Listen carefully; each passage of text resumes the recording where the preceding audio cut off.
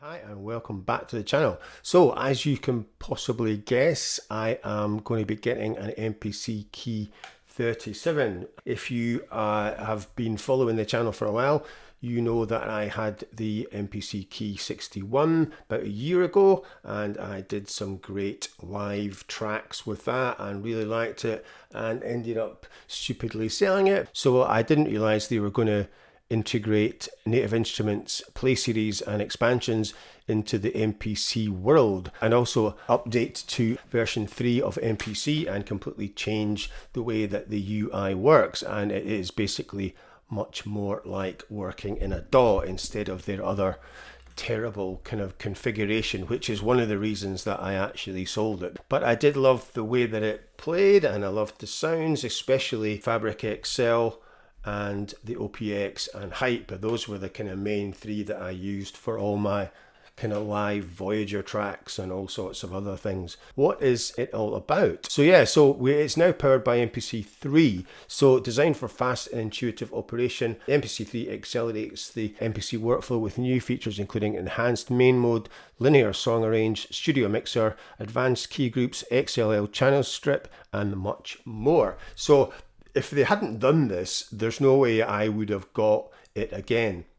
I wish I had just kept the 61, because for some strange and unknown reason, only known to Akai, they've discontinued it. I've not read anything about a replacement. The 37 key, it's not as good. I mean, it doesn't have as many controls, obviously a smaller keyboard. The keyboard's certainly not as good, and the build quality is not as good as the 61 either. So it's a really strange decision, and unless there's something in future going to be coming out, I don't really understand it. And I've spoke to quite a few other people about this, and they don't seem to understand it either. I mean, the main reason, I suppose, is that the MPC is mainly for beat makers rather than people who are playing a full-sized keyboard. Especially now with Native Instruments, that's kind of like not really true. So you can use Play Series on this, and these are much more playable instruments than the kind of standard ones you get with the Akai. So I'll show you the 61.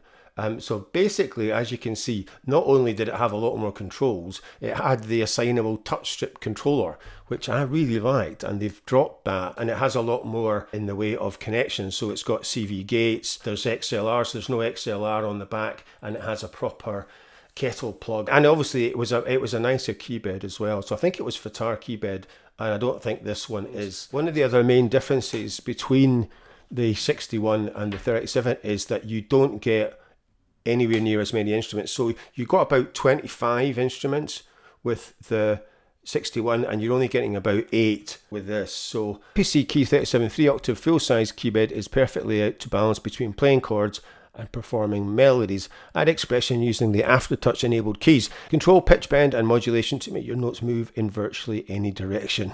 Really. Control your sounds and sonics with the 4 assignable key length knobs. So that is the kind of same as well. There's the 4 key lengths are the same, and 360-degree manipulation of levels and parameters. So flagship power and performance. Well, that is not actually the case, because this only has 2 GB of RAM and a 32 GB internal storage, whereas the 61 had 4 GB. Now, it's 2025.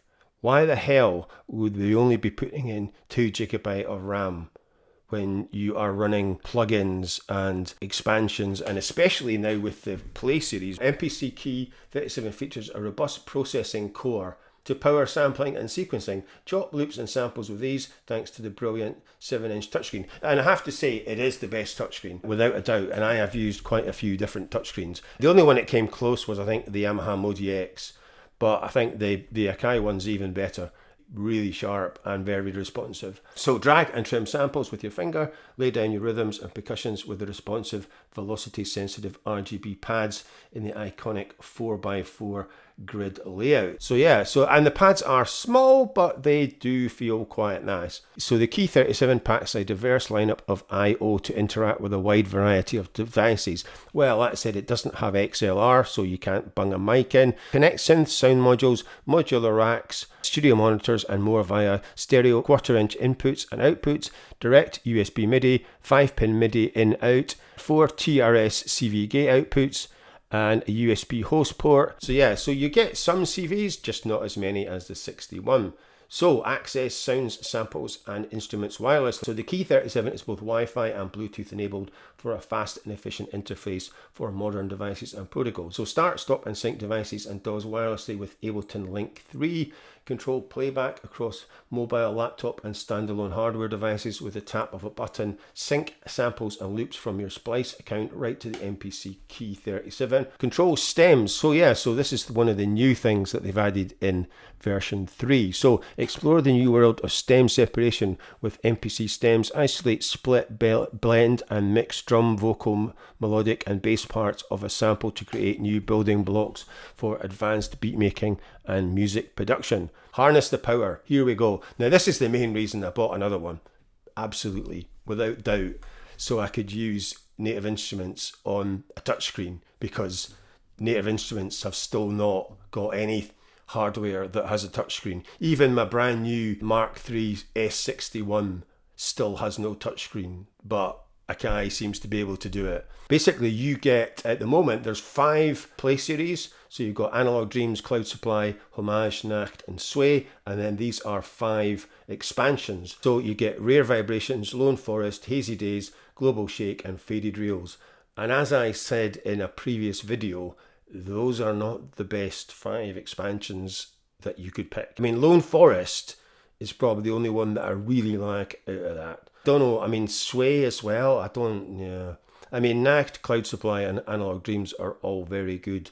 And Homage is kind of, well, I think that one's either hip hop and Sway's lo-fi, I can't remember. Anyway, cutting edge insert effects. Now, it does have an absolute ton of effects and it all works via the touchscreen, so it is very cool. MPC expansion pack. So there are literally thousands of expansion packs available for the MPC environment and they're not too expensive.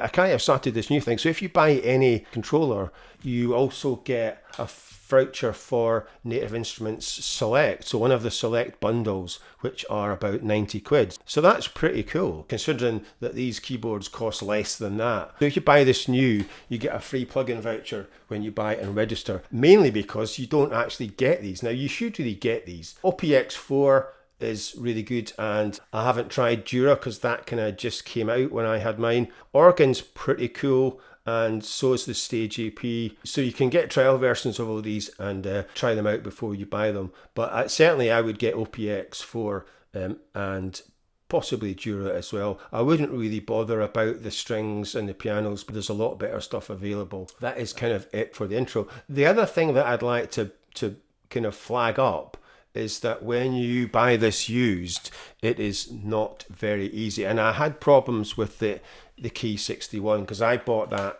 used and I bought this 37 used. Now, I should have really learnt from my mistakes with the Key 61 because it took quite a while and a lot of emails to sort it out, because Akai says that you can actually transfer this directly over, but it doesn't work. So this is me trying to register it. The guy that sold it hadn't deregistered it, didn't even know that you had to. And to be honest, he didn't even sign out of the hardware either, so not the brightest spark. So you can see this is what happens when you try and register it. So you have to deregister it.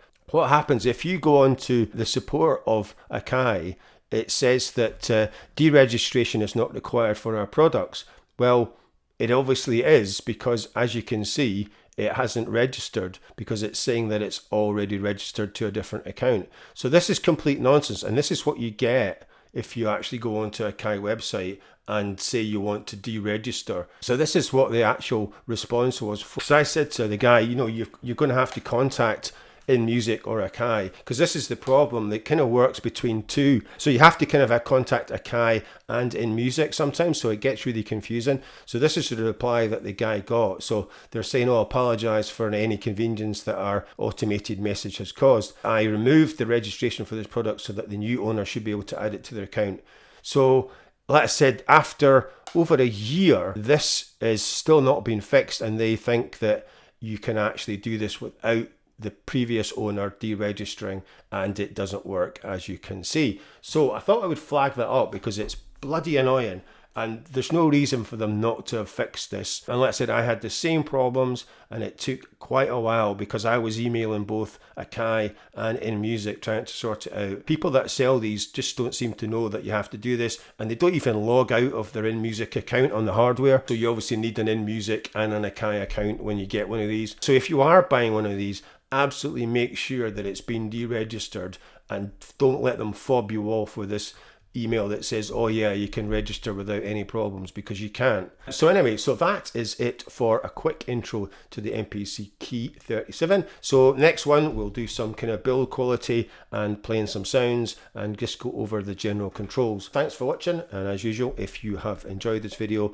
please like, subscribe, share and comment, and I will see you in the next one.